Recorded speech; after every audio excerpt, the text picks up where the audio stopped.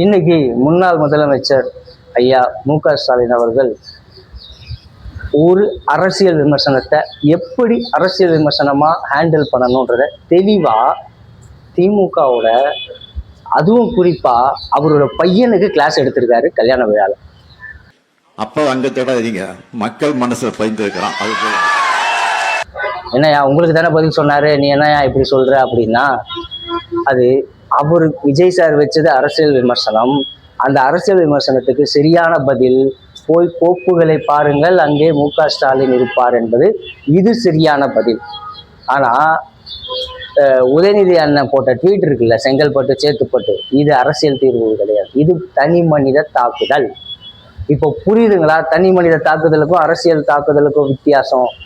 அதை திரு மு.க.ஸ்டாலின் ஐயா அவர்கள் சிறந்த முறையில் கையாண்டிருக்காரு. அவரோட அந்த ஒரு எக்ஸ்பீரியன்ஸ் அதில் நல்லாவே தெரியுது. ஆனால் ஐயா, தயவு செஞ்சு இது உங்கள் பையன், அதாவது எங்கள் உதயண்ணா, அவருக்கு கொஞ்சம் சொல்லுங்க. ஏன்னா அவர் தான் அடுத்த கட்ட தலைவராக இருக்காரு. அந்த கட்சியிலேருந்து ஒரு எதிர்கட்சி தலைவராக அவர் தான் அங்கே நின்று பேசுகிறாருன்னும் போது அவர் மாண்பை மீறி தனிப்பட்ட தாக்குதலுக்கு தூண்டுதலாக இருந்திருக்காரு. ஆக்சுவலாக அந்த கிருஷ்ணகிரி கண்ணாடிகார தம்பியோ சரி, மற்ற எல்லா ஜென்சி பாய்ஸும் சரி, வீடியோ போடுறதுக்கான தூண்டுதலாக இருந்தது உதயண்ணா தான். உதயண்ணாவோட அந்த செங்கல்பட்டு சேத்துப்பட்டு ஸ்டேட்மெண்ட்டுக்கு அப்புறமா தான் எல்லாரும் தனி மனித தாக்குதல் நடத்த ஆரம்பித்தாங்க. ஸோ ஐயா ஸ்டாலின் ஐயா, தயவு செஞ்சு எங்கள் எதிர்கட்சி தலைவருக்கு நீங்கள் கொஞ்சம் புரிய வைங்க. எப்படி ஒரு அரசியல் விமர்சனத்தை எப்படி ஹேண்டில் பண்ணுன்றதை தயவு செஞ்சு புரிய வைங்க. இன்னைக்கு ஐயா மு.க.ஸ்டாலின் கொடுத்த பதில் இதுதான் பதில். விஜய் அவர்கள், மாண்புமிகு முதலமைச்சர் விஜய் அவர்கள் வைத்த விமர்சனத்திற்கு இதுதான் நெத்தியடி பதில். இப்படி தான் ஹேண்டில் பண்ணணும். ஜென்சி பாய்ஸ், தயவு செஞ்சு உங்கள் உதயண்ணா கிட்ட சொல்லுங்க, ஐயா ஸ்டாலின் அவர்களை முதன்மைப்படுத்துங்க உங்கள் கட்சியில். ஐயா ஸ்டாலின் அவர்கள் இருக்கிற வரைக்கும் தான் அந்த கட்சி உயிர்ப்புடன் இருக்கும். அந்த சூழலில் இருக்குது.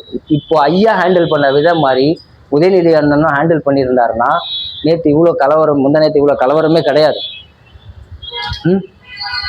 அடுத்து இன்னைக்கு நம்ம ராசா அண்ணன் அதே மேடையில் ஒரு முழங்கியிருக்காரு, கேளுங்களேன். அண்ணாவும் ராஜாஜியும் இருந்து சட்டமன்றத்தில் நாதாரி தலைவர்கள் எல்லாம் இன்றைக்கு முதலமைச்சராக ராசா அண்ணன், கான்ஸ்டியூஷன் மொராலிட்டியின் பிதா மகனே, வணக்கண்ணே. அண்ணே, நீங்க நாதாரின்னு சொல்றதுக்கு என்னென்ன அர்த்தம்? நிறைய அர்த்தம் இருக்கு. நான் ஒழுக்கம் இல்லாதவன்ற அர்த்தம் எடுத்துக்கிறேன்னே. ஏன்னா நிறைய அர்த்தம் வருதுன்னா, நான் ஒழுக்கம் இல்லாதவன்ற அர்த்தம் மட்டும் எடுத்துக்கிறேன். அப்படி நாதாரிகள் வந்திருக்காங்களா இப்போ சட்டசபையில்? ஏன்னா ஒழுக்கம் இல்லாதவர்கள்னு அர்த்தம் எடுத்துக்கிட்டு செல்வி ஜெயலலிதாவை என்ன பண்ணீங்க? அப்போ அவங்கெல்லாம் நாதாரிகளா? சபாநாயகர் தனபால் ஐயா அவர்களை என்ன பண்ணீங்க? அப்போ அவங்கெல்லாம் நாதாரிகளா? ஒழுக்கம் இல்லாதவன் என்ற பொருளை நான் எடுத்தா இவங்க அத்தனை பேரும் நாதாரிகள் தான். உங்க பேச்சு வழக்குல சொல்றேன். அத்தனை நாதாரிகளையும் வெளியேற்றி விட்டு மக்கள் ஒரு தூய சக்தியை மேடையில ஏற்றிருக்காங்க, உட்கார வச்சிருக்காங்க. நாதாரி என்று சொல்லிய ராசா, நாதாரின்னு சொல்லிய ராசா, நாதாரி என்று சொல்லிய ராசா அண்ணன், கான்ஸ்டியூஷன் மொராலிட்டிக்கு வகுப்படுத்தீங்களே விஜய்க்கு, உங்களுக்கு இல்லையாண்ணே? எங்கண்ணே போச்சு? எங்க போச்சு? கனிவு கலந்த வார்த்தைகளும் கனிவோடு பேசும் உங்கள் எங்கண்ணே போச்சு? யாரு நீங்க? பெண்களை இழிவா பேசினவர் நீங்க நாதாரிங்கன்னு சொல்றீங்க. எனக்கு அதை நீங்க சொல்றதானே ரொம்ப வியப்பா இருக்கு, ஆச்சரியமா இருக்கு. ஐயோ, நாதாரின்ற வார்த்தைக்கு யார் பொருந்துவாங்கன்னு மக்களுக்கு தெரியும். சரி, விஜய் ஜெயலலிதாவுக்கு உங்க கட்சிக்காரங்க என்ன பண்ணாங்க? சபாநாயகரை என்ன பண்ணாங்க?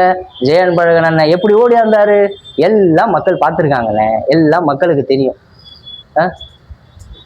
என்ன நம்ம பேசலாமாண்ணே அந்த வார்த்தையெல்லாம்? நமக்கு அந்த தகுதி இருக்காண்ணே? நீங்க சொல்ற வழக்கத்திலே பேசுற எனக்கு தகுதியை பத்தி பேச தெரியாது. ஆனா நமக்கு அதற்கான தகுதி உள்ளதா? நாதாரி என்று சொல்லிய ராசா, நாதாரி என்று சொல்லிய ராசா, நாதாரி என்று சொல்லிய ராசா அவர்களே தகுதி உள்ளதா? மக்கள் அகற்றி இருக்கிறார்கள் உங்களை. அடுத்து என்னென்ன வர்றாங்க, தலைவா நாங்கள் இருக்கிறோம், உங்களை கோட்டையில் விட்டு இருப்பது எங்களுடைய வேலை.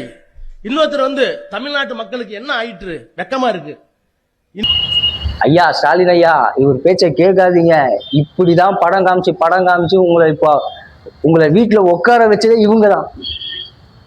அதாவது மக்கள் ஒரு 30-40% காரணம், இவங்க தான் 60% காரணம் உங்களை வீட்டுல உட்கார வச்சது. அவங்க கூப்பிட்டு அந்த பேசினாங்க, இதை சொன்னாங்க, அதை சொன்னாங்கன்னு சொல்றாருல, அத்தனை பேரும் உங்க கட்சிக்காரங்க, மக்கள் இல்லை. தயவு செஞ்சு நம்பாதீங்க ஐயா. மக்கள் வந்து திமுக மேல கடும் கோபத்துலதான் வாக்கு மாத்தி போட்டாங்க. தயவு செஞ்சு நம்பாதீங்க. நீங்க இனிமே அந்த செயல்பாடு, அந்த அறிக்கை கொடுத்தாங்க பாருங்க குழு, அந்த குழு என்ன சொல்லுச்சுன்னு பாருங்க. உங்களோட கட்சி உறுப்பினர்கள் கீழே அடியில் இருக்க தொண்டர்கள் என்ன சொன்னாங்கன்னு பாருங்க, அதை செயல்படுத்துங்க. இவர் உங்களை ஏற்றி விடுறாரு, அதை நம்பாதீங்க. மக்களோட நிலைப்பாடு அது இல்லை.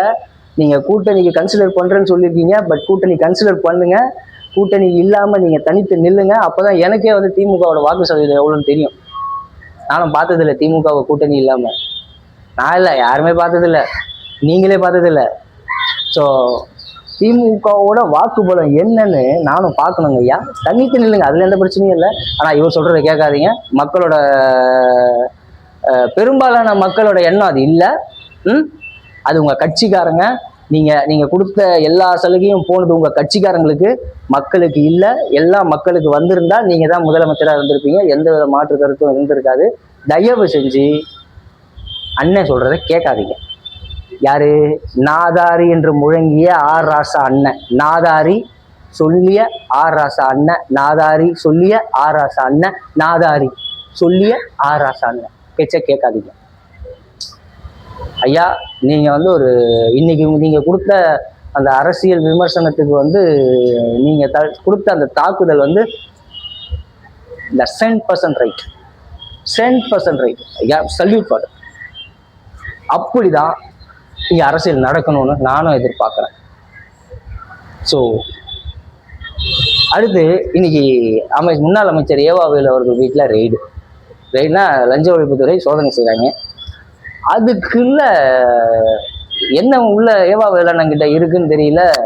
முதல்ல போனது யாருன்னா நம்ம நாதாரி என்று முழங்கிய ஆர் ராசா அண்ணன், நாதாரி என்று சொல்லிய ஆர் ராசா அண்ணன், நாதாரி என்று சொல்லிய ஆர் ராசா, நாதாரி என்று சொல்லிய ஆர் ராசா அண்ணன், நாதாரி என்று சொல்லிய ஆர் ராசா அண்ணன் போறாரு குடு குடு குடு குடுன்னு. அதுக்கு முன்னாடி சரவணன் போனாரு, அதுக்கு அடுத்து இவரும் போறாரு. அங்க என்ன இருக்குன்னு தெரியல, இறைவனுக்கு தான் வெளிச்சம். நாளைக்கு விசாரணை வரும்போது தான் தெரியும். ஆனா சம்திங் இருக்கு. இவங்க பதட்டப்படுறதுக்கு ஏதோ இருக்கு, பதட்டத்துல இருக்காங்க. ஐயா முன்னாள் முதலமைச்சர் ஐயா மு.க. ஸ்டாலின் அவர்களும் அறிக்கை வெளியிடுற அளவுக்கு அங்க இருக்குன்னா ஏதோ இருக்கு. நிச்சயமாக மாண்புமிகு முதலமைச்சர் விஜய் அவர்கள் சொன்ன வார்த்தை இருக்குல்ல, மக்கள் பணத்தை நாங்க தொட மாட்டோம், தொடவும் விட மாட்டோம், தொட்டா விட மாட்டோம், இதுக்கு முன்னாடி தொட்டவங்களையும் விட மாட்டோம்.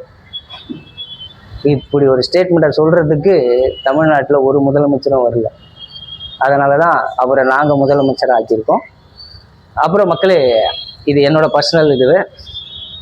என் கமெண்ட்ல வந்து நிறைய பேர் பூண்டு விற்கிறாங்க, நிறைய பேர் நிறைய விற்கிறாங்க, அதெல்லாம் விட்டுருங்க. அந்த பூண்டு விற்கிறவங்களாம் அறியாமல் என் விளிம்பில் வாழும், வேண்டாம். I don't want to complete the work. ஆனால் ஒரு சில பேர் வந்து நீங்கள் வந்து தொடர்ந்து திமுகவை மட்டும் எதிர்த்துட்டு இருக்கீங்க. ஏன் சாட்டை துரைமுருகன் வீடியோ போடுறாரு, அவர் எதிர்க்கல? ஏன் சீமானந்தன் அன்னைக்கு வந்து பேசினாரு, ஏன் அதை எதிர்க்கல அப்படின்னு கேட்குறாங்க. அவங்களுக்குலாம் ஒரே பதில் தான். திமுக ஆட்சியில் இருந்த கட்சி, தாவேகா புதிதாக ஆட்சிக்கு வந்த கட்சி. ஓகே, சீமானந்தன் ஆட்சி அதிகாரத்தில் வரவில்லை.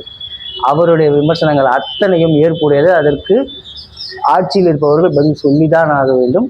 அது அவங்க பதில் சொல்லுவாங்க. இந்த தெளிவு உள்ள ஆள் தான் நான்.